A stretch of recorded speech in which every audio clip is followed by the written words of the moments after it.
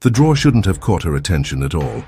It was too shallow to be useful, one of those architectural afterthoughts built into the hallway console table. Lauren Myers had walked past it 1,000 times in the 2 years since inheriting her aunt's craftsman home. But tonight, something about it pulled at her periphery, like a whisper just below hearing. Her fingers hesitated over the small brass handle before pulling it open. Inside lay a single folded piece of yellowed paper, centered perfectly in the empty space. Who had left it there? When had they been in her home? The paper felt fragile between her fingertips, like it might disintegrate if she breathed too hard. Not new, certainly not from today, but not old enough to be from her aunt's time either. Lauren unfolded it carefully, revealing precise handwriting that stirred something in her memory. 7 words in faded blue ink stared back at her. Don't let him in. Ear 422. Tomorrow's date. She stood motionless in the hallway, the silence of her empty house suddenly oppressive, wondering whose hand had written this warning, and who exactly she wasn't supposed to let in. Lauren's mind cycled through possibilities as she carried the note to her desk. A prank seemed most logical, perhaps from one of the junior archivists at the university library where she worked. But no one had been to her home recently. No delivery people had stepped inside, no maintenance workers, no friends for dinner. Just her moving through her carefully ordered spaces, preserving the quiet she'd cultivated since her aunt's passing. She'd meticulously examined every drawer, cabinet, and closet when she moved in. This drawer had been empty. She was certain of it. Sleep came reluctantly that night. Lauren kept the note on her nightstand, its message catching the glow of her reading lamp. She tried to dismiss it as meaningless, but her academic mind couldn't let go of a puzzle once presented. The handwriting bothered her most. Not her aunt's looping script, not her own tight lettering, but somehow adjacent to familiar. Shortly after midnight, she woke suddenly from a dream she couldn't remember, heart racing, convinced someone was in the house. She lay perfectly still, listening to the old building settle around her until the feeling subsided. Morning arrived with unremarkable normalcy that felt somehow fraudulent. Lauren followed her usual routine with mechanical precision. Coffee brewed at 7:15, breakfast of toast and yogurt, NPR murmuring in the background. Her hands performed these acts while her mind remained fixed on the folded paper, now tucked into her bag. At work, she slid it into a folder labeled Unidentified and tried to focus on the 19th century journal she'd been digitizing. The journal belonged to a merchant's wife who had documented her husband's slow descent into paranoia. How fitting. "You seem distracted today," remarked Gerald, her colleague and head of the university archives. His voice startled her more than it should have. "Just tired," Lauren replied, offering the smile she reserved for professional interactions. "I've been having strange dreams lately." Gerald nodded sympathetically. "Must be all these old journals getting to you. Some of these personal accounts can be quite invasive, like reading someone's therapy notes." Lauren nodded, turning back to her screen. On the digitized page before her, something caught her eye. A small triangular symbol with a dot in its center, penciled in the margin. She didn't remember seeing it during last night's scanning session. The metadata showed no one else had accessed the files since she'd saved them. The day passed in a haze of half-attention. Lauren found herself glancing at her phone repeatedly, as if expecting a message from an unknown sender. By 5 o'clock, when she normally would have stayed later to finish her work, she felt an inexplicable urgency to return home. The April. Sky had darkened with rain clouds, casting premature shadows across the university grounds. The porch light was off when she arrived home. Lauren paused at the bottom of the steps, keys in hand. She always left it on. It was part of her system, her way of maintaining order. The bulb hadn't burned out, someone had switched it off. Inside, nothing appeared disturbed, but the house felt different, as if it had held its breath while she was gone. She moved through each room slowly, checking windows and doors, all secure. When she reached the hallway, her eyes went immediately to the drawer. She pulled it open. Empty. Lauren sank onto the edge of her sofa, the note now unfolded on her coffee table. "Don't let him in, door 422. Him." The pronoun troubled her most. There was no current him in her life. Her last relationship had ended over a year ago. Elliot, a soft-spoken geology professor with kind eyes and a tendency to retreat into his thoughts. The breakup had been mutual, gradual, more of a fading than a fracture. She'd considered reaching out to him recently, wondering if they'd given up too easily. Now she wondered if she should. Sleep that night was fitful. Lauren dreamed of knocking, persistent and measured. 3 knocks, a pause, 3 more. In the dream, she stood in the hallway watching the front door handle as it slowly began to turn. She wanted to move, to shout, to do something, but remained paralyzed, watching. She woke before dawn, sheets twisted around her legs, the sound of knocking still echoing in her mind. April 22nd arrived under a blanket of grey clouds. Lauren called in sick, something she rarely did, and spent the morning researching the history of her house. Built in 1923, it had passed through 3 families before her aunt purchased it in the 1980s. Nothing remarkable in its past, no tragedies or strange occurrences documented in county records. She checked her phone obsessively, though she wasn't sure what she was waiting for. As afternoon faded into evening, Lauren's anxiety materialized as physical discomfort, a persistent tightness in her chest, a subtle ringing in her ears. She'd drawn all the curtains, double-checked all the locks. The rational part of her mind recognized this behavior as irrational, yet she couldn't stop. At 6:42 p.m., the sound she'd been dreading finally came. 3 knocks on her front door. Calm, measured, deliberate. Lauren froze in her kitchen, a mug of tea suspended halfway to her lips. She set it down carefully, not making a sound. After a pause, 3 more knocks, neither more urgent nor less determined than the first set. She moved silently to the hallway, positioning herself where she could see the door without being visible through its small window. Another minute passed. The silence stretched thin. Finally, she approached the door and looked through the peephole. A man stood on her porch, wearing a blue windbreaker with the hood down. The overcast evening light obscured his features, casting shadows where his eyes should be. He stood perfectly still, hands at his sides, not checking his phone or shifting. His weight as most people would while waiting. As if sensing her gaze, he tilted his head upward, looking directly at the peephole, directly at her. Lauren jerked backward, her heart hammering against her ribs. The man didn't knock again. Didn't call out, just waited. After what felt like hours but must have been minutes, she heard footsteps moving away from the door. No sound of a car starting. When she finally gathered the courage to open the door, the street was empty in both directions. The air felt heavy, with moisture, the pavement damp from a rain that had stopped hours ago. That night, Lauren placed the note on her nightstand and stared at it until her eyes burned.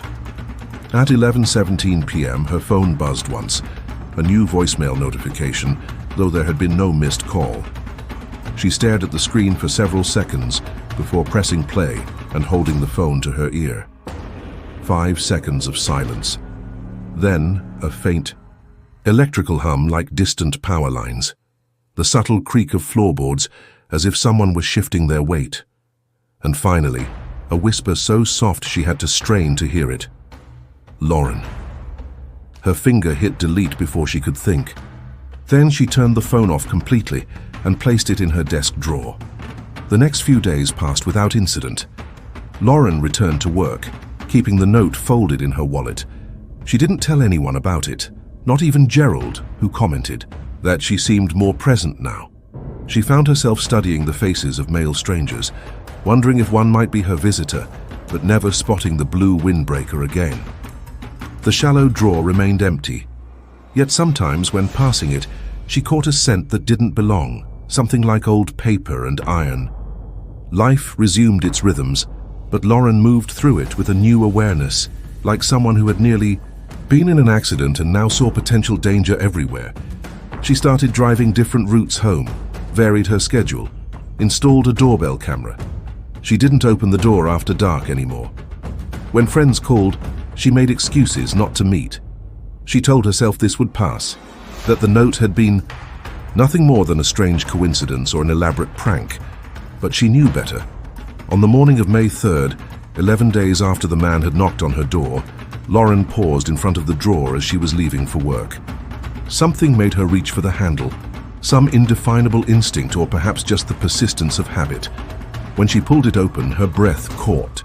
Folded there, clean, centered, was another note on the same yellowed paper. The date read 553, and beneath it, ask about the basement. Lauren stared at it, uncomprehending at first. Her aunt's house, her house now, didn't have a basement. Portland's craftsman homes typically sat on crawl spaces or simple foundations. She'd seen the building plans, walked every inch of the property. There was no basement. She called in sick again and spent the day searching the house, examining every floorboard, every closet, running her hands along the walls of the small utility room off the kitchen. Nothing indicated hidden spaces or sealed entrances. By afternoon, she'd convinced herself she was missing something obvious. She called the county records office and requested all documentation related to the property. The clerk promised to email what they had on file within a few hours. While waiting, Lauren returned to the drawer and examined it more carefully. It was shallower than the other drawers in the console table, significantly so. She pulled it out completely and measured the depth, then measured the exterior dimensions of the table. There was at least 8 inches unaccounted for. Heart racing, she ran her fingers along the back panel of the drawer space, pressing experimentally. On the right side, something gave slightly. Using a letter opener, she pried at the edge of the false back until it popped free, revealing a small compartment behind. Inside was a rusted key attached to a faded tag. The handwriting on the tag matched the notes. Basement, northeast corner of utility room, under mats. Lauren's hands trembled as she carried the key to the utility room. She moved the rubber mats that covered the concrete floor, revealing what appeared to be ordinary concrete. But in the corner, partially hidden by the water heater, she found a seam in the floor, a square outline about 3 feet across. At its center was a recessed metal ring, a pull handle covered in dust but undeniably there. It took all her strength to lift the door. It came up with a groan of disused hinges, releasing the smell of stale air and dampness. A narrow set of wooden stairs descended into darkness. Lauren retrieved her phone, turned on its flashlight, and directed the beam downward. The stairs looked solid enough, leading to what appeared to be a small room about 8 feet below. Common sense told her to close the door, call someone, anyone, to come over before investigating further. But something deeper pulled at her, the same inexplicable instinct that had drawn her to the drawer in the first place. She started down the stairs, testing each step carefully before committing her weight. At the bottom, she swept her light across the space. It wasn't large, perhaps 10 by 12 feet, with concrete walls and a dirt floor, empty except for a metal filing cabinet against one wall and a small table in the center. On the table sat an old portable typewriter, a Smith Corona from the 1950s by the look of it. Beside it lay a stack of yellowed paper, the same paper as the notes. Lauren approached slowly, directing her light at the typewriter. A sheet of paper was still fed into it, a half-completed note visible. Call your mother, Zo 510. She knows about... The note ended there, mid-sentence. Lauren's mother had died when she was 12. Heart failure, unexpected and swift. With mounting dread, she moved to the filing cabinet and pulled open the top drawer.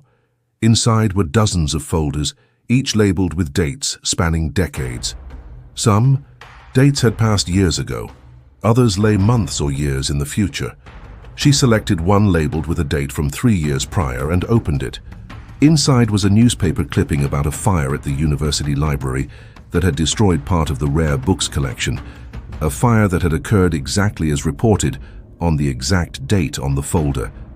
Another folder contained information about her aunt's sudden stroke, the event that had led to Lauren inheriting the house.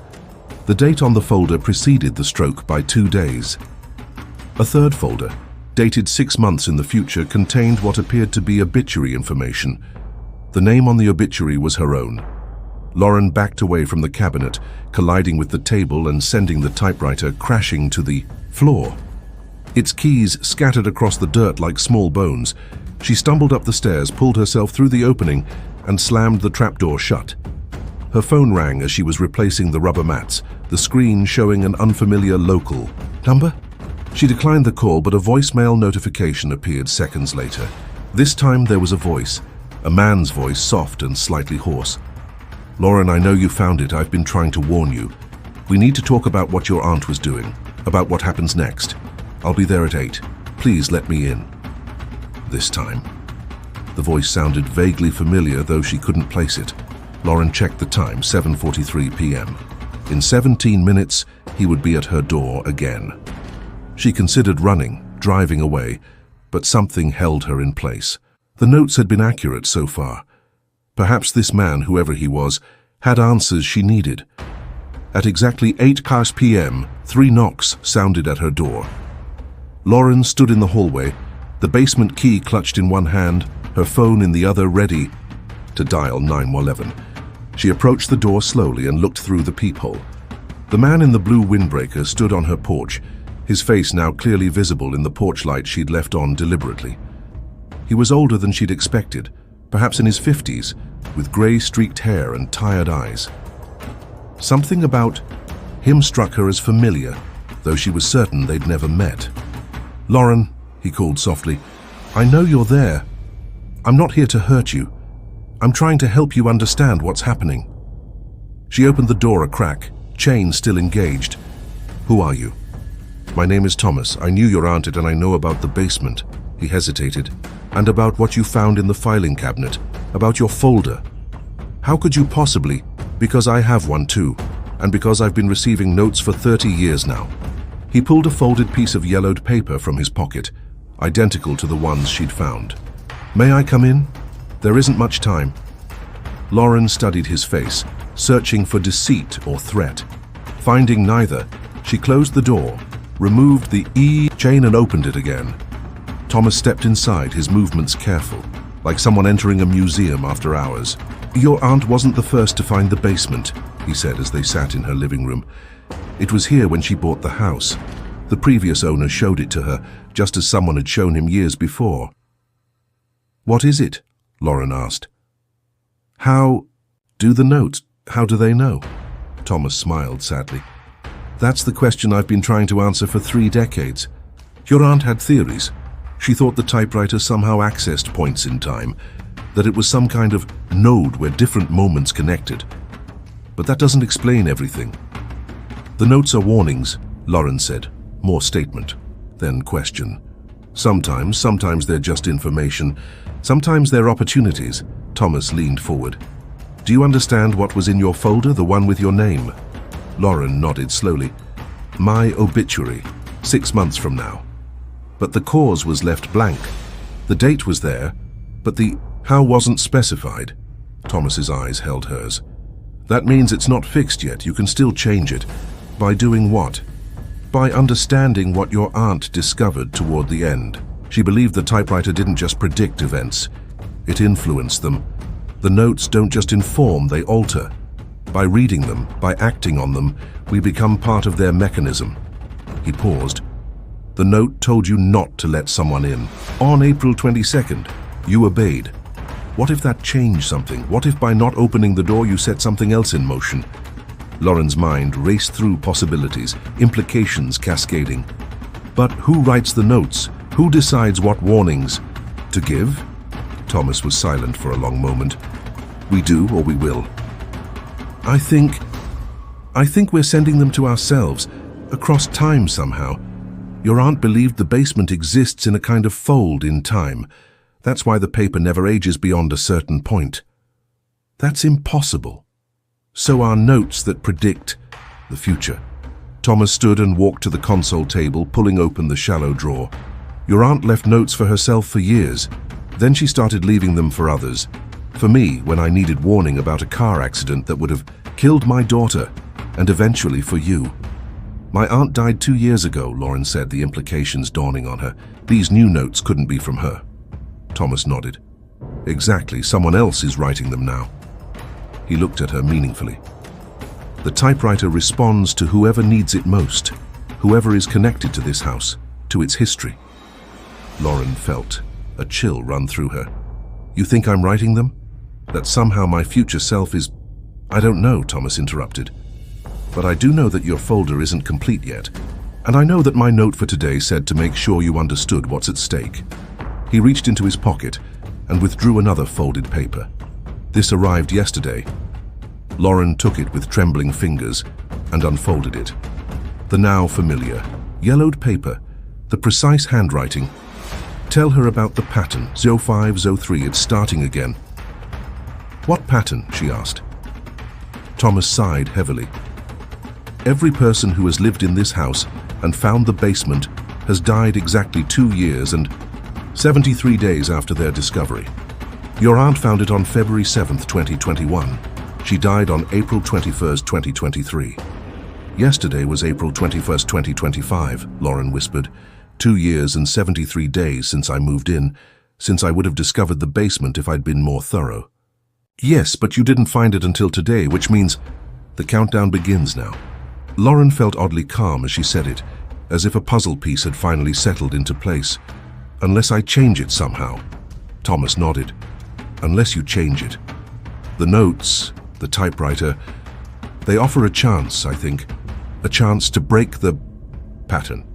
They talked late into the night, Thomas sharing everything he knew about the house's history, about the previous owners who had all died under mysterious circumstances. As he prepared to leave, he hesitated at the door. I'll help, however. I can, he said. But ultimately, I think this is between you and the house now, between you and whatever exists in that basement. After he left, Lauren sat alone in her living room until dawn, thinking about time and warnings and patterns, about notes written by hands not yet aged, about obituaries not yet fulfilled. When morning came, she made her decision. She descended into the basement, carrying a small toolkit and a determination she hadn't felt in years. The typewriter still lay where it had fallen, its mechanism exposed.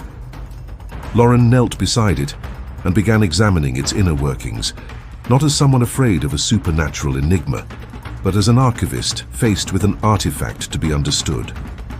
Under the dirt floor where the typewriter had fallen, something metallic gleamed.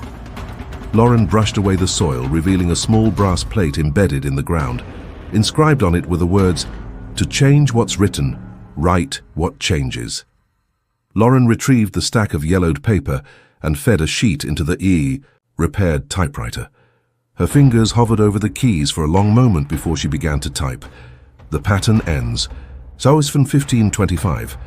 The date was exactly 2 years and 73 days from today. If this story kept you thinking until the end, leave a like and subscribe. The next one might be waiting for you already. And there's another one, waiting right beside this one. Maybe it explains what was missing here, maybe it makes everything worse. You listened, but not everything was told.